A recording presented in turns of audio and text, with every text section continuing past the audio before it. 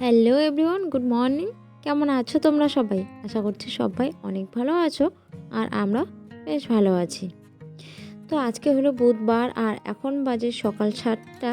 এখন থেকে আমি তোমাদের সাথে নিয়ে আমার ব্লগটা শুরু করছি। আই হোপ আজকের ব্লগটা তোমাদের অনেক ভালো লাগবে। তো ভিডিওটা স্কিপ না করে পুরোটাই দেখার অনুরোধ রইল। আমি মিষ্টু, আমার আরও একটি নতুন ছোট্ট ব্লগে তোমাদের সবাইকে অনেক স্বাগত। উঠেছি তো অনেক সকালে, ভোর 5টার সময়। তো বাইরের সব বাসি কাজকর্ম কমপ্লিট করার পরে কিন্তু স্নান সেরে সোজা চলে এলাম নিজের রুমে। তো চুলটাকে ভালো করে চিরুনি করে নিলাম, কেননা চুলটাতে আজকে শ্যাম্পু করেছি তো, তাই ভেজা চুলে চিরুনিটা করে নিলাম। না হলে কি হবে, পরে না যখন শুকিয়ে যাবে তখন চুলগুলো অনেকটাই জট বেঁধে যাবে আর চিরুনি করতে তখন একটু অসুবিধা হবে। ভেজা চুলে চিরুনি করে নিলে কিন্তু ততটাও জট বাঁধে না। তো সবজিগুলো কিন্তু আগেই কেটে রেখেছি আজকে, তারপরে স্নানটা সেরে নিলাম, মানে বাসি কাজকর্মের পরে সবজিটা কেটে রাখলাম। বাইরেই ছিল তো সবজিটা, তাই কেটে রেখে দিলাম। তো সব কিছু দিয়ে একটা মিক্সড সবজি করব আজকে। আর কি করব জানি না, রান্নাঘরে যখন যাব তখন যেটা ইচ্ছে করবে সেটাই বানিয়ে ফেলবো, মানে ঘরে যা থাকবে তার মধ্য থেকে। দেখো বিছানাটা কিন্তু এখনও তোলা হয়নি মশারিটা অবধি। তো বর একটু আগে উঠে বাইরে চলে গেল, তো ভাবলাম না বিছানাটাকে গুছিয়ে নিই। তো দেখো মশারিটা আজকে আমি এইভাবেই রাখছি। তারপরে বিছানাটাকে কিন্তু ভালোভাবে গুছাবো।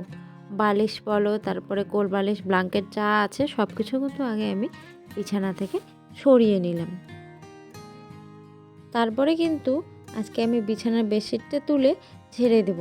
আর কাল বাদে পরশু দিন কিন্তু, কাল হোক বা পরশু হোক, বিছানার বেডশিটটা তুলে ধুয়ে দেবো আর ধোয়া যেটা আছে সেটা কিন্তু এখানে পেতে দেবো।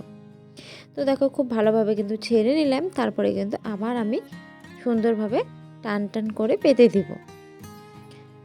আর নিচের যে কাভারটা ছিল সেটাকেও আমি টান টান করে কিন্তু পেতে নিলাম। আর ওই কাভারটা যে আছে না, সেটা কিন্তু 3 দিকে আমি সেলাই করে দিয়েছি, আর এক দিকটা সেলাই করা হয়নি।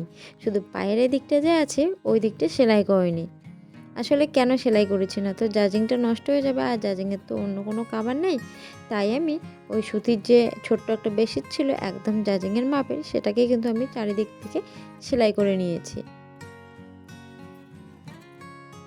আর দেখো বিছানাটা কিন্তু সুন্দর আমি টান টান করে পেতে নিলাম বেডশিটটা, আর এখন কিন্তু দেখতে অনেকটাই সুন্দর লাগছে। তারপরে কোল বালিশটা চারিদিকে বাড়ি ঠাড়ি দিয়ে সাইডে রেখে দিলাম। আগে বালিশগুলো রেখে দিই জায়গা মতন, তারপরে ব্ল্যাঙ্কেট মানে ছোট্ট যা কম্বলটা আছে সেটাকে আমি ভাঁজ করে নেব। ভাঁজ করে রেখে দেওয়ার পরে তারপরে তার উপরে কোল বালিশটা রেখে দেবো। আর ওইদিকে ছোট্ট ঝুড়িতে আমি ভাবছিলাম যে রাখা যাবে কি না, তো দেখছি না রাখা যাচ্ছে। এগুলো তো ততটাও ভারী না, হালকা জিনিস। হালকা জিনিস কিন্তু ওই ঝুড়িটাতে রাখা যায়। আর আমি কিন্তু প্রায় দিনে এইভাবেই কম্বলটা গুছিয়ে নিই। বিছানার উপরে উঠে কম্বল গুছালে কিন্তু কম্বলটা আরও সুন্দরভাবে গুছানো হয়। তবুও আমি প্রতিদিন যেভাবে গুছিয়ে রাখি, আমি কিন্তু আজকেও ঠিক সেভাবেই গুছিয়ে রাখছি কম্বলটাকে। দেখো প্রথমে মাঝখানে একটা ভাঁজ দিয়ে নিলাম, তারপর রাউন্ড করে নিলাম। আর এইভাবে কম্বলটা মানে গুছালে না খুব ভালো লাগে দেখতে, আমার তো ভীষণ ভালো লাগে। বিছানা গুছানো কমপ্লিট করে চলে এলাম আলনাটার কাছে। আর আলনাটার দেখো কি অবস্থা হয়ে আছে, সব জামা কাপড় এলোমেলো। আর হ্যাঁ, কয়েকটা জামা কালকে ধুয়ে দিয়েছিলাম, সেগুলো না গুছানো হয়নি, মানে বিকেলবেলা শুকিয়েছিল তো, তাই আর কি সন্ধ্যাবেলা আর গুছিয়ে নিয়ে ওভাবেই রেখে দিয়েছি। সামনে মামামের এক্সাম তো, তাই ওকে নিয়ে একটু ব্যস্ত ছিলাম, ওকে পড়াচ্ছিলাম বলে আর জামা কাপড়গুলো গুছানো হয়নি। ভাবলাম থাক, সকাল সকাল ঘুম থেকে উঠে কাজকর্ম সেরে সেগুলো কিন্তু একদম গুছিয়ে নেব।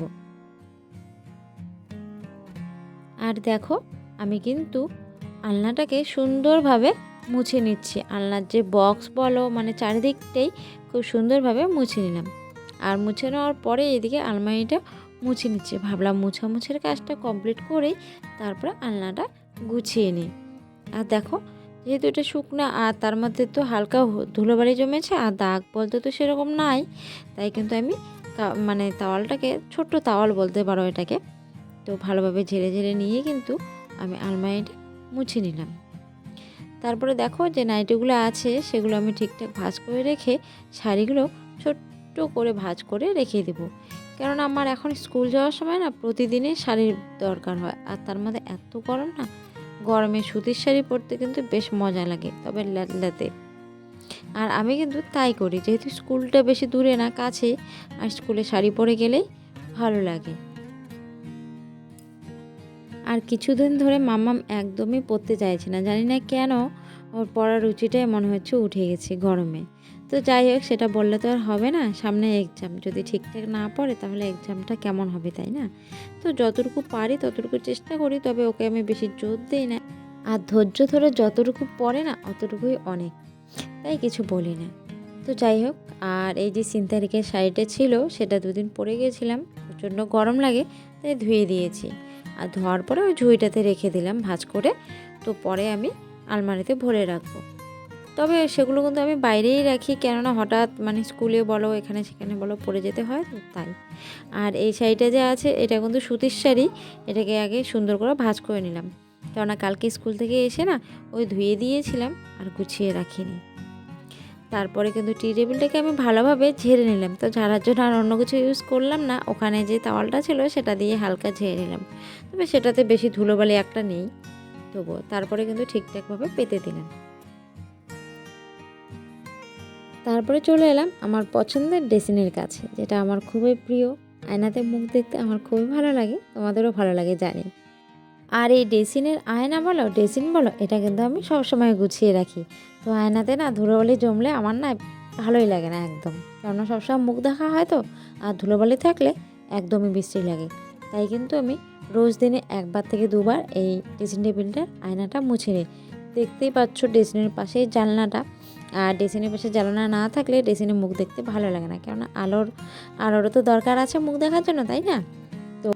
তো একে একে সব কিছু হালকাভাবে মুছে নিয়ে গুছিয়ে রাখলাম। কালকে একটু বৃষ্টি হয়েছে বলে কিন্তু বেশি একটা ধুলোবালি নেই। তারপরে সামনে থাকা যে টুলটা যেটাতে আমি বসে সাজুগুজু করি, সেটাকে আমি ভালোভাবে মুছে আবার সামনে রেখে দিলাম জায়গা মতন। আর এই যে এই ঝুড়িটার মাঝখানের তাকে বই রেখেছি, কালকে রাত্রেবেলা যে মাম্মামকে একটু বই পড়িয়েছিলাম, তো সেগুলো না আর একদম গুছিয়ে রাখা হয়নি, মানে ওখানেই রেখে দিয়েছিলাম। তো ভাবলাম এই ঝুড়িটাকেও একটু গুছিয়ে নিই। তো ব্যাগটা যে ছিল ব্যাগটা সরিয়ে নিলাম, অন্য জায়গায় রেখে দিলাম যেখানে রাখি সব সময়। আর নিচে যে একটু খাতা বা বই ছিল সেগুলো আমি নিচে রেখে দিলাম। 3 নাম্বার তাকে কিন্তু আমি হাজব্যান্ডের গেঞ্জি রাখি, কারণ ও গেঞ্জি খুঁজে পায় না বলে গেঞ্জিটা আমি ওখানেই রাখি। আর 2 নাম্বার তাকে কিন্তু আমি চার্জার, পেন, তারপরে পার্স, যা যাবতীয় দরকারি জিনিস, উপরেরটা একদমই ফাঁকা থাকে শুধুমাত্র মোবাইল রাখার জন্য। তো তারপরে কিন্তু আমি ঘরটাকে খুব ভালোভাবে দেখো ঝাড় দিয়ে নিচ্ছি, একদম খাটের নিচ বলো, তারপরে মানে আলনার নিচ বলো, সব কিছু আমি ভালো করে ঝেড়ে ঝেড়ে নেব। আর বাইরে না জুতোগুলো পরা হয়েছিল আর জায়গা মতন রাখা হয়নি, বাইরেটা অনেকটাই নোংরা হয়ে আছে, মানে জ্যাম হয়ে আছে জিনিসপত্র দিয়ে। তাই জুতোগুলো কিন্তু ঝেড়ে মুছে নিয়ে এসে আমি আলনার বক্সটাতে রেখে দিলাম। তারপরে দেখো এই সাইডগুলো যে আছে টি টেবিল বলো, তারপরে গডরেজ বলো, সব কিছুর নিচগুলো কিন্তু আমি খুব ভালোভাবে এক এক করে ঝাড় দিয়ে নিচ্ছি। আর আমি কিন্তু রোজ দিনে এইভাবেই ঝাড় দিই, তবে ঝাড় এখন দিচ্ছি ঠিকই, বিকালবেলা কিন্তু আমি আরও একবার ঘর ঝাড় দেবো। তো ঝাড় দেওয়া কমপ্লিট, তারপরে কিন্তু আমি দেখো ভালোভাবে মুছে নিচ্ছি। আর আগেও বলেছি আমি কিন্তু ঘর মোছার জন্য এই গেঞ্জিগুলো ইউজ করি, যেগুলো গেঞ্জি মানে আর পরা যায় না, ছিঁড়ে যায়, সেগুলো গেঞ্জি কিন্তু আমি একমাত্র ঘর মোছার জন্য ব্যবহার করি। তবে গেঞ্জি কাপড়ের যে গেঞ্জিগুলো আছে না, সেগুলো দিয়ে না ঘর মুছতে অনেক মানে ভালো হয়, ঘর মুছতে আর অনেক নোংরা ধুলোবালি সেই গেঞ্জি দিয়ে কিন্তু বেরিয়ে আসে। তবে সুতির কাপড় দিয়ে মুছতে একদমই ভালো লাগে না, গেঞ্জি কাপড়টাই মোছার জন্য বেস্ট। তবে আমার এইভাবে মুছতে কিন্তু খুব ভালো লাগে, হামাগুড়ি বলো বসে বসে বলো, তাই কিন্তু আমি এইভাবে মুছি। ঘরের কাজ পুজো দেওয়া সব কিছু কমপ্লিট করে চলে এলাম রান্নাঘরে। তো এখানে নিয়েছি আমি আমাদের জন্য চা আর মুড়ি সব কিছু দিয়ে মেখে, আর মামামের জন্য একটু দুধ বিস্কুট, এটাই আজকে আমাদের সকালের টিফিন। ওইদিকে টিফিনও খাওয়া হচ্ছিল আর রান্নাও করা হচ্ছিল, তো টিফিন রান্না দুটোই একসাথে কমপ্লিট করে নিলাম। তো রান্নাবান্না কমপ্লিট করার পরে কিন্তু মাঝখানটা একদম স্কিপ করে গেলাম, আজকে আর রান্নাবান্নাটা আমি তোমাদের সাথে শেয়ার করলাম না। তো যাই হোক, খাওয়া দাওয়া কিন্তু কমপ্লিট। আর দেখো বাসন কোসন ধুয়ে নিয়ে এসে কিন্তু আমি এইভাবে জল ঝরে যাওয়ার জন্য উবর করে দিচ্ছি। আর এটা কিন্তু আমি রোজ দিনে করি, যতবারে খাওয়া হয় ততবারই কিন্তু আমি এভাবে রেখে দিই, তাহলে কি হয় আমার যে ঝুড়ির মানে বাসনের যে ঝুড়িটা আছে সেটাতে আমার জল জমে না। তারপরে একটু রেস্ট নিয়ে সোজা চলে এলাম কাঁচা বারান্দাগুলো একটু মুছে নিতে। তো আজকে বেশি একটা মাটিও দিইনি, একদম হালকা বলতে পারো বেশি একটা জল নিয়েই আজকে বারান্দাগুলো মুছে নিচ্ছি। তবে বারান্দাগুলো খুব শুষ্ক হয়ে আছে, মনে হয় ওদের খুব জলের প্রয়োজন। একদম মানে মাটিগুলো ফেটে ফেটে গেছে, তাই ভাবলাম না একটু জল দিয়ে ভালোভাবে মুছে নিই। তাই কিন্তু আমি একটু জল বেশি করে নিয়ে এইভাবে ডলে ডলে কিন্তু আমি সুন্দরভাবে মুছে নিলাম। তো দেখো আমার কিন্তু মুছে শেষ। আর মুছার পরে বারান্দাগুলো কত ভালো লাগছে তাও দেখছো, মাঝখানে কিন্তু সাদা সাদা হয়ে আছে। তো আর একদিন আমি মাটি দিয়ে সুন্দর করে মুছে নেব, তাই আজকে হালকা করে মুছে নিলাম। তারপরে দেখো উঠোনটার কি অবস্থা হয়ে আছে, তো উঠোনটা ভালোভাবে ছাদ দিয়ে নিই। তো যাই হোক বন্ধুরা, আজকের ব্লগটা আমি বেশি বাড়াচ্ছি না, আজকের ব্লগটা আমি এখানেই শেষ করছি। আজকের ব্লগটাতে যদি কিছু ভালো লেগে থাকে তোমাদের, তাহলে প্লিজ একটা লাইক করো, কমেন্ট করো, শেয়ার করে সাপোর্ট করে আমার সবাই পাশে থেকো। যারা যারা এখনও আমার চ্যানেলটাকে সাবস্ক্রাইব করনি তারা ফটাফট চ্যানেলটাকে সাবস্ক্রাইব করো। আর সব বন্ধুদের জানাই অনেক অনেক ধন্যবাদ, তোমরা আমাকে প্রতিদিন এত ভালোবাসা দিচ্ছ, তোমরা সবাই এভাবে আমার পাশে থাকছো, এর জন্য অনেক অনেক থ্যাংক ইউ। এভাবেই তোমরা সবাই আমার পাশে থেকো, আমাকে সাপোর্ট করো। সবাইকে অনেক অনেক ভালোবাসা, সবাই ভালো থেকো, সুস্থ থেকো, বাই বাই।